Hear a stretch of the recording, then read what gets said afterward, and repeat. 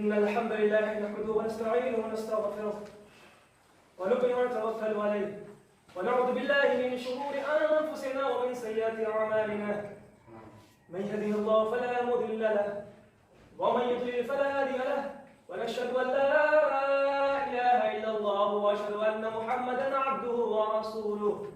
أما بعد فإن خير الحديث كتاب الله وخير الهدي هدي محمد المصطفى صلى الله عليه وسلم وشر الأمور محدثاتها وكل محدثة بدعة وكل بدعة ضلالة وكل ضلالة في النار.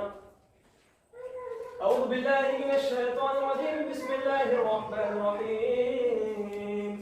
قاف والقرآن المجيد بل عجبوا أن جاءهم منذر منهم فقال الكافرون هذا شيء عجيب أئذا متنا وكنا ترابا ذلك رجل بعيد قد علمنا ما تنكث الأرض منه وعندنا كتاب حفيظ بل كذبوا بالحق لما جاءهم فهم في أمر مريج أفلم ينظروا إلى السماء فوقهم كيف بنيناها وزيناها وما لها من فروج والأرض مددناها وألقينا فيها رواسي وأنبتنا فيها من كل زوج بهيج تبصرة وذكرى لكل عبد منيب. قال الله عز وجل في القرآن الحكيم بعد نقول أعوذ بالله من الشيطان الرجيم. بسم الله الرحمن الرحيم. وقل جاء الحق وزهق الباطل إن الباطل كان زهوقا وننزل من القرآن ما هو شفاء ورحمة للمؤمنين ولا يزيد الظالمين إلا خسارا وإذا أنعمنا على الإنسان عرض وعنا بجانبه وإذا مسه الشر كان يئوسا. رب اشرح لي صدري ويسر لي عمري واحلل عقدة من لساني يفقهوا قولي اللهم ثبتنا عند الموت بلا إله إلا الله اللهم اجعلنا من الذين عملوا وعملوا الصالحات وتواصوا بالحق وتواصوا بالصبر. آمين يا رب العالمين. शतरा की तारीफ हम्द व सना किबरियाई बड़ाई उस रब्बुल आलमीन के लिए है जो हम सबका रब है.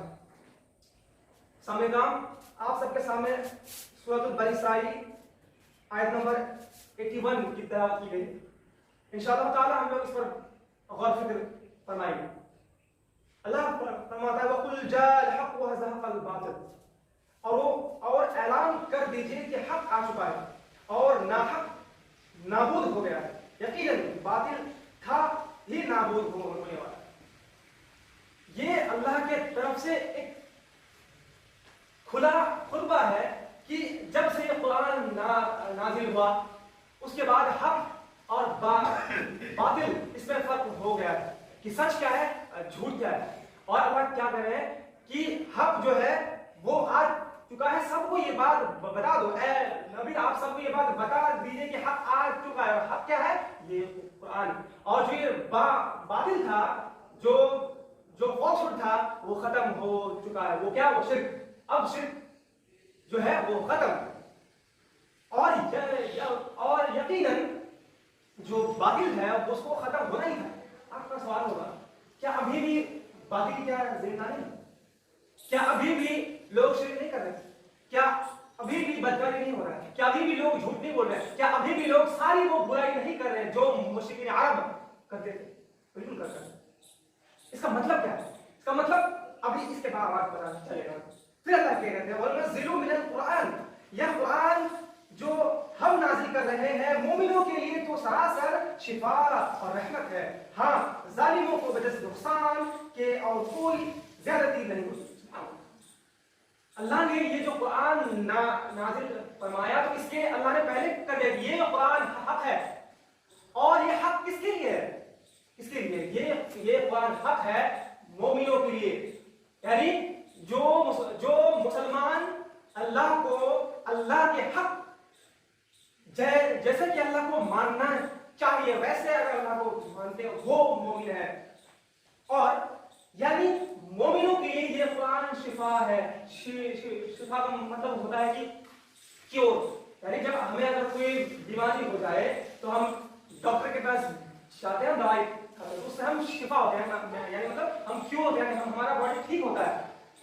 तो सेम वाइज जब इंसान का दिल में बुराई होता है, जब इंसान बहुत बहुत गुनाही में होता है, जब वो हर तरीके की गुनाह करता है, और गुनाह जब भी करता है वो डिप्रेशन में होता है, वो अपने आप को सेल्फ वर्थ कहता है कि हम तो बहुत गुनहगार हैं, हम तो अब इस गुनाह से निकल ही नहीं पाएंगे, हम तो कभी जन्नत ही नहीं जा पाएंगे, वो गुनाह के कारण नाउमीद रहता है। लेकिन अगर वो उस नाउमीदी को छोड़कर अगर अल्लाह से लौट जाए, अगर वो गुनाह को छोड़कर अल्लाह की तरफ जाए, और अगर वो कुरान की तरफ जाए, कौन जो भी नोटेड गुनाह कर रहा है और वो उसको किसी ने कुरान के बारे में बताया और वो बरसों से कुरान सुन रहा है, उसको कोई फर्क नहीं पड़ता, लेकिन एक दिन वो रील्स देखा आपने इंस्टाग्राम पे, एक आयत आता है, वो कौन सी आयत कि अल्लाह कहते हैं कि अगर मेरे बंदे, ए नबी, अगर मेरे बंदे आपसे पूछे तो आप उनसे कहिए कि मैं उनसे सबसे करीब हूँ, उनकी सारे गुनाहों को, सारे बातों को मैं सुनता हूँ। उसने सुना और उसके दिल में क्या आया हुआ कि अल्लाह तो हमसे बहुत करीब है, अल्लाह तो मेरी बातों को सुनने वाला है। तो एक रील देखे जो एक मिनट का था, उसको देख के उसका दिल में कुछ फील हुआ, उसके बाद वो कुरान को पढ़ना शुरू किया, उसके बारे में जानना शुरू किया। तब फर्क क्या हुआ, ये लोगों अब तो हम क्या बोले थे इस समय लोग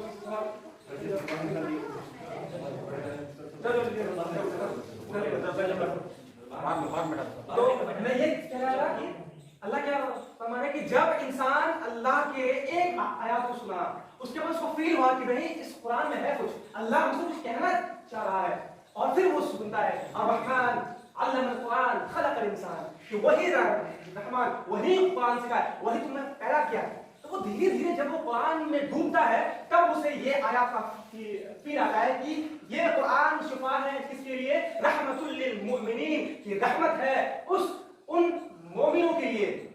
अब यहाँ पर दिल की बीमारी देखिए, अगर हमें कुछ बुखार हो तो दवाई खाकर ठीक हो जाए, लेकिन अगर किसी को दिल की बीमारी हो, फॉर एग्जाम्पल किसी को डिप्रेशन हो या ना उम्मीदी को शिकार हो, तो उसको कोई दवाई काम नहीं है। इसलिए पता है, इसलिए जब हम लोग डिप्रेशन में रहते जब तब हम लोग जाते हैं साइकियाट्रिस्ट के पास, और वो ब्रेन का वो हमारे ब्रेन को पढ़ता है, यानी वो हमारे ब्रेन में जो चल रहे हैं, जो सिम्टम्स है, जो भी हमको दिक्कत है, वो सुन के उसके बाद वो डायग्नोस करते हैं कि इसको दिमाग की बीमारी है, और उसका कोई इलाज नहीं है जब तक कि वो उसको उम्मीद न मिल जाए, जब तक कि उसकी डिप्रेशन ना खत्म हो जाए। तो Quran is the best psychiatrist in the world, right? हम क्या बोल रहे हैं, यानी जब वो ना उम्मीद है, लेकिन जब उसको अल्लाह से उम्मीद मिलता है तब उसका दिल जो है, और दिल अगर दिल सही है तो दिमाग को धीरे सही हो जाएगा, यानी दिलो दिमाग में असर पड़ता है, तब वो जो डिप्रेशन में था वो धीरे धीरे उससे निकलता है, वो सारी जो भी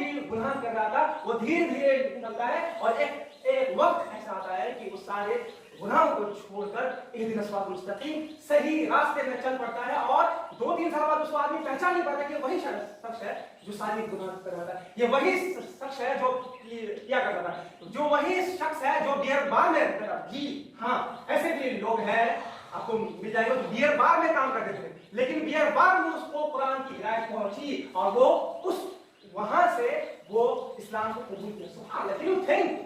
देखिए हम बार-बार ये कहते हैं, बार-बार 2-3 साल से आप सब सामने हो गए, हमें कुरान विरासत में मिला, और विरासत ज्यादा दिन तक नहीं रहती, जितने भी चीज है, लेकिन ये कुरान हर क़यामत तक हमें ट्रांसफर होगा, और अगर हम इसका केयर ना करें तो ये भी हमसे छीन जाएगा। कैसे हमसे छीन गया, छीन जाएगा, हमसे छीन गया। अल्लाह जब कह रहे हैं कि ये कुरान शिफा है सारे मोमिनों के लिए, तो क्या हम कभी डिप्रेस्ड हुए हैं तो क्या हम कुरान की तरफ आए, क्या हम नमाज की तरफ आए, क्या हमें कभी फील हुआ है कि भाई हम आज बहुत परेशान हैं, तो हम चलो आज कुरान की आयत पढ़ते हैं, चलो आज हम नमाज पढ़ते हैं। पता है हम क्या करते हैं, जब हम सैड होते हैं पता है हम क्या करते हैं, ये रियलिटी होता है, हेडफोन लगाते हैं, सैड सॉन्ग सुनते हैं। This is the reality of Muslim उम्मा, जो खास करके जो हमारे एज के, यानी हमें पता नहीं कहां से ये ट्रेंड आ गया है कि अगर आप परेशान हैं तो आपको ये स्टेटस में डालना होगा वो सैड सॉन्ग और सबको बोलना होगा कि हम परेशान हैं, हमें कुछ सॉल्यूशन दो। लेकिन वल्लाहि किसी के पास नहीं सॉल्यूशन अल्लाह के पास।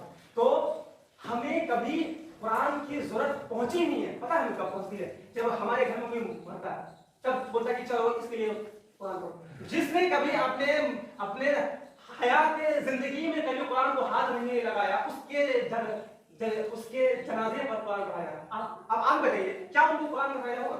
उसको तो नहीं।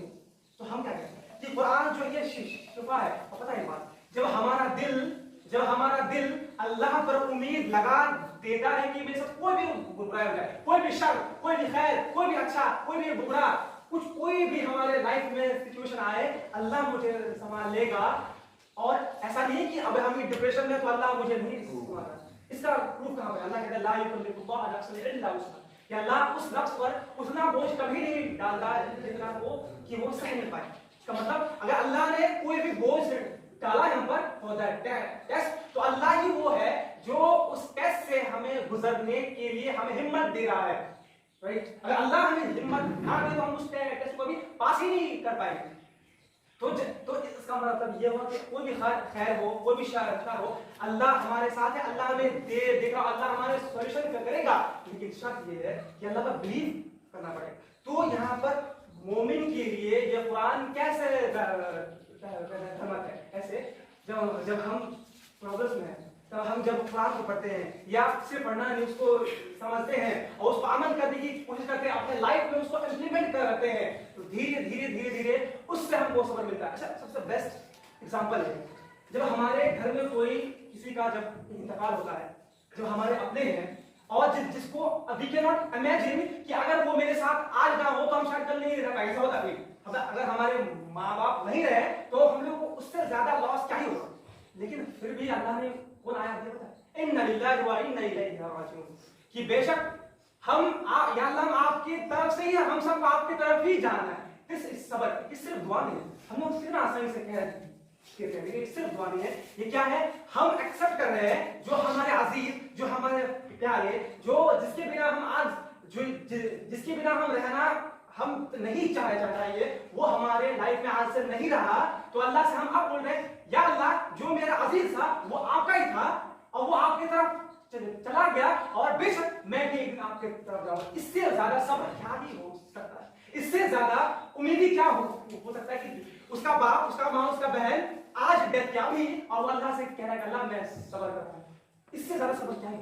इसका मतलब ये हुआ कि इस्लाम जो है हर चीज का आप फुल पैकेज ऑफ, मतलब हर चीज का आपको हर चीज का सॉल्यूशन देगा। चाहे डिप्रेशन, चाहे वो मेरे पास लिस्ट नहीं है, चाहे साइंस कुछ भी करे। आजकल हम साइंस के बारे में बहुत कम बात करते हैं, क्योंकि किसी को इंटरेस्ट उस पर ज्यादा नहीं है। अभी पता है किसी में इंटरेस्ट है कि लोग अपने घर में हैं फिर भी उसको फील हो रहा है कि मेरे साथ कोई नहीं, कोई मेरे पास सुनने वाला नहीं है। यहाँ तक कि उसके मिलियंस ऑफ फॉलोअर है और लोग उसको वो बोलते हैं कि हाँ हमसे बात कर रहे हैं, लेकिन उसको किसी से बात करना नहीं, यानी वो डिप्रेशन में। और हाँ, अभी नया स्टैटिस्टिक्स ये कह रहा है कि पूरे ह्यूमन हिस्ट्री में इससे ज्यादा डिप्रेशन का मतलब रिपोर्ट है जैसे अभी है। यहाँ आते कि बच्चे जो कुछ दिन पहले हुए हैं, जो 5-10 साल के, वो बोलते हैं कि मेरे माँ बाप तो हमको समझते ही नहीं, मेरे भाई बहन को समझते ही नहीं, और वो डिप्रेशन में है, हमको मानना पड़ेगा। तो हमें वो उम्मीद कहाँ से आएगी जब हम बड़े ही इस कुरान से दूर हो जाएंगे? इसलिए अल्लाह कह रहे हैं कि मोमिनों के लिए ये रहमत है, जब हमारे दिल और दिमाग अल्लाह पर यकीन कर जाए तब ये कुरान हमारे लिए रहमत है, वरना ये कुरान हमारे जहर वरना फिर उसका उल्टा होगा, ये कुरान हमारे जहमत बन जाए। क्यों? देखिए अल्लाह कहते हैं कि हाँ, जालिमों को वजह नुकसान की और कोई ज्यादती नहीं होती। यानी जब जालिम लोग, जब जो लोग कुरान को इसलिए पढ़ते हैं या इसलिए समझते हैं या इसलिए जानने की कोशिश करते हैं जिसके दिल में टेढ़ है, तो अल्लाह कह रहे हैं कि वो कभी भी हिदायत याफ्ता नहीं होंगे, उसका दिल कभी भी सुकून नहीं होगा, वो कभी भी उसको शिफा रहमत नहीं मिली। क्यों? कि उसका दिल में टेढ़ है।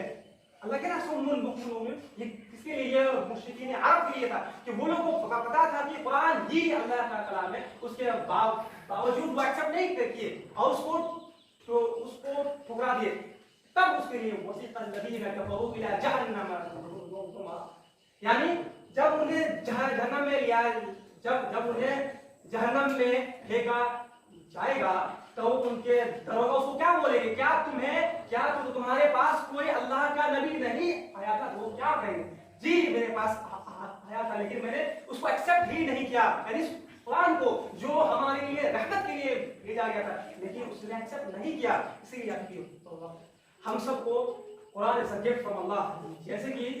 जैसे ये एग्जांपल आप पाए, जैसे हम कुछ जमीन में बोए हैं और अभी बारिश बिल्कुल नहीं हो रही है और बहुत धूप है, और हमें ऐसा महसूस होता है कि इतना जो तपश है, ये जो गर्मी है, शायद मेरा फसल हो ही ना, और आप बहुत ना उम्मीद है। लेकिन कुछ देर ही बाद क्या होता है कि बादल गरजना शुरू हो जाता है और फिर उससे बारिश होने लगती है, तो आपको फील होता है कि नहीं अब मेरा फसल होगा। आप बहुत खुश होते हैं, उससे ज्यादा कि किसान को क्या ही खुशी होगा कि उसका उपज अब होने वाला है, राइट? सिर्फ जो हमारा दिल है, जब हमारा दिल जब सूख जाता है, जब पत्थर हो जाता गुनाह करते हैं और हमें कुछ भी फील नहीं होता कि अब हम शायद अब मेरे हालात सही होंगे, तब यह कुरान नाजिल होता है, यानी हुआ है। और जब हमारे दिल में पड़ता है, वही बरसात के तरह जैसे कि एक बंजर जमीन को जिंदा कर देता है, वैसे सेम वाइज हमारे ये कुरान हमारे दिल पे पड़ता है और हमारे दिल को जिंदा कर देता है। और किसका दिल होगा जिंदा? जिसका दिल हार्ड नहीं हुआ होगा, यानी बहुत सख्त नहीं हुआ होगा। सख्त बहुत ज्यादा हो गया, सख्त कब होगा कि जब हम इस कुरान की सच्चाई को एक्सेप्ट ना करते हैं। बस आखिर में अल्लाह से दुआ किया रब्बुल आलमीन हमें आशावादी बना, या अल्लाह हमारे गुनाहों को माफ फरमाए। इसके बाद जब मौका मिला तो इस पर और मजीद हम लोग इंशाअल्लाह बात करेंगे। अल्लाह से दुआ की या रब्बुल आलमीन हमें इस कुरान पर अमल करने की और उसको पढ़ने की तौफीक अता फरमाए।